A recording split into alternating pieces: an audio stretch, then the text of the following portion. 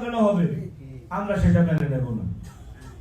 আমি ক্ষমতায় আসার আগে বলে দিছি, মনে করিয়েন না যে ক্ষমতায় আসি উনি এখন বড় বড় কথা বলে না। আমি আমার এখন সবচেয়ে দুঃসময়, আমার সবচেয়ে দুর্বল মানুষ আমি, যিনি ভোট করে তার চেয়ে দুর্বল মানুষ পৃথিবীতে কেউ থাকে না। আমি আমার এই দুর্বল সময় আপনাদেরকে বলছি, আপনারা যদি আমার উপর মনে কষ্ট নিতে পারেন, ভোট না দিতে পারেন, আমি কিন্তু বাস্তব মনে রাখবেন। আপনারা নেতৃবৃন্দ, আপনারা সংশোধন হতে হবে, দল বাঁচাতে হবে।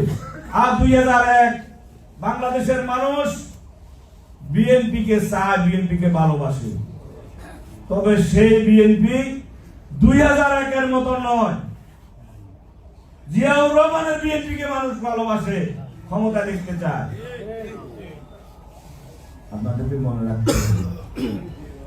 আপনাদের 2001 সালের কর্মকাণ্ডের কারণে আমরা 17 বছর ক্ষমতার বাইরে ছিলাম। আপনারা অপকর্ম করে পালিয়ে গিয়েছেন। আমরা রাস্তায় রাস্তায় শিকাল কুকুরের মতো কষ্ট করেছি। রাত ছিল না, দিন ছিল না, কখনো মসজিদে কাটিয়েছি, কখনো বাস স্টেশনে কাটিয়েছি, কখনো জঙ্গলে কাটিয়েছি, কখনো নদীতে কাটিয়েছি। কিন্তু আপনারা ছিলেন না যারা অপরাধ 2001 সালে করেছিলেন। বারবার খুন করার জন্য গুম করেছে, বারবার জেলে নিয়েছে, বারবার নির্যাতন করেছে, মৃত্যুর জন্য বারবার চেষ্টা করেছে। আল্লাহর রহমতে আপনাদের দোয়ায় আল্লাহ আমাদেরকে বাঁচিয়ে রেখেছে। আপনারা কিন্তু পালিয়ে গিয়েছিলেন যারা অপরাধ করেছে, কষ্ট আমরা পেয়েছি। এই আওয়ামী লীগ কত নষ্ট দল মনে করেন। আপনারা আমাকে 1 মাস আগে উপজেলা চেয়ারম্যান নির্বাচিত করেছেন, আমাকে দায়িত্ব পালন করতে দেয় নাই।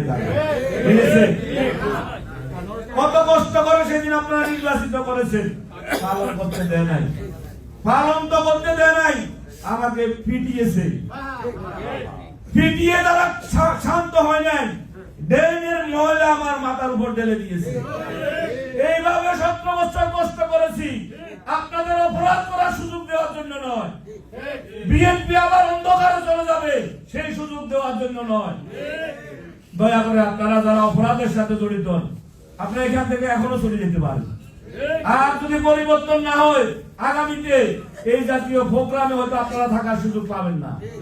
কেউ যদি আসেন, আপনাকে আমরা গার্ড ধরে বের করে দেব। বিএনপির সাইনবোর্ড আপনার গায়ে থাকার সুযোগ দেব না।